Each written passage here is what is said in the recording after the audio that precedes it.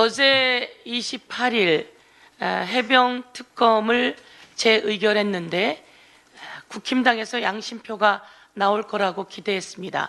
그런데 국힘당은 국힘당이었습니다. 국힘당은 전혀 변하지 않았습니다. 총선이 끝나고 대패했음에도 불구하고 대통령도 변하지 않았고 국힘당도 변하지 않았습니다. 국민의힘은 대통령에게 줄서기를 더 잘하기 시작했고 대통령과 단일 대오라며 국민의 뜻을 저버렸습니다. 이제 국민이 국민의 힘을 저버리는 결과가 나올 것입니다. 어제 표결이 있은 직후 또 새로운 사실이 발견되었습니다. 윤석열 대통령이 이종섭 국방부 장관에게 직접 전화를 했다는 거 아닙니까?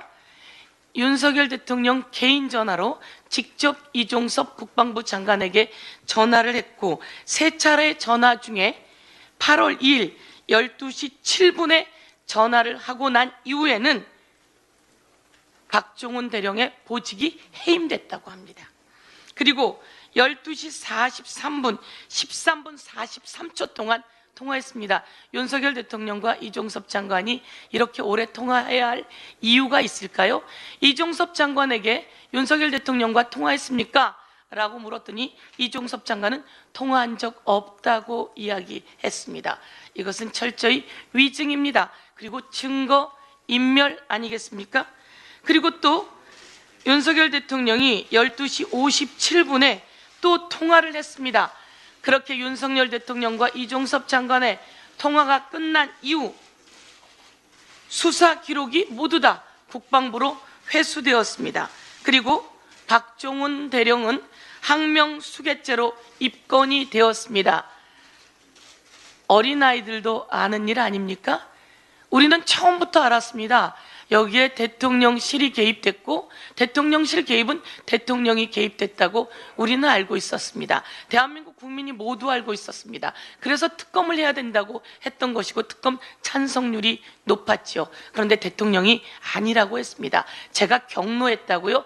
아니, 제가 경로했다라고 하는 것은 왜 그렇게 무리하게 수색을 하게 시켰느냐라고 하는 것에 대해서 제가 문제 제기했습니다. 라고 대통령은 이야기했지 수사 외압하지 않았다라고 이야기했습니다. 거짓말입니다. 이 모두 다 거짓말입니다. 그런데 손바닥으로 하늘을 가립니까? 통화가 다 나오지 않았습니까? 8월 8일에도 또 통화했다는 겁니다. 그런데 여기서 또 특이한 것은 대통령 개인 전화로 이종섭 국방부 장관에게 전화를 했다고 하는데요. 그 전화한 곳이 위치 추적을 해보니 대통령실이 아니라 관저라고 합니다. 관저에서 12시경에 전화를 했다고 하니 또 출근 안 한 모양입니다. 출근도 하지 않고 관저에 그 시간까지 있었다는 이야기지요. 그날은 무슨 날인가 보니 잼버리가 시작하는 날이었다고 합니다. 대통령은 출근도 하지 않았고 그곳에서 잼버리 현장으로 갔을 수 있을 것 같습니다. 출근도 하지 않고 부지런하지도 않고 이런 대통령, 그리고 이 자리에 끼어서 이종섭 국방부 장관에게 수사 외압을 했고 그리고 수사 방해를 했고 이것은 위법 아닙니까? 불법 아닙니까?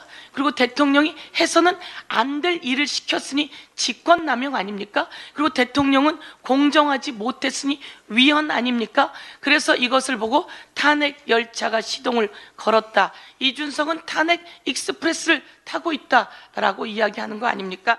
대통령과 국힘당은 이제 막다른 골목에 왔습니다.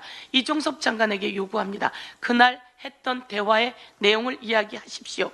이종섭 장관은 이런 내용이 어떻게 나가게 되었는지 모르겠다라고 이야기를 했다고 하는데요. 이것이 바로 통화 기록입니다. 통화 기록의 내용을 언론이 입수를 했는데요. 이것은 박종훈 대령의 변호사 측에서 통화 기록을 사실 확인서를 요구했고 그 사실 확인서가 어쨌든 국사법원에서 왔다고 합니다. 세상에 비밀은 없습니다. 수사해봐서 아시지 않겠습니까? 당신의 유죄는 모두 다 입증될 수밖에 없습니다. 이상입니다.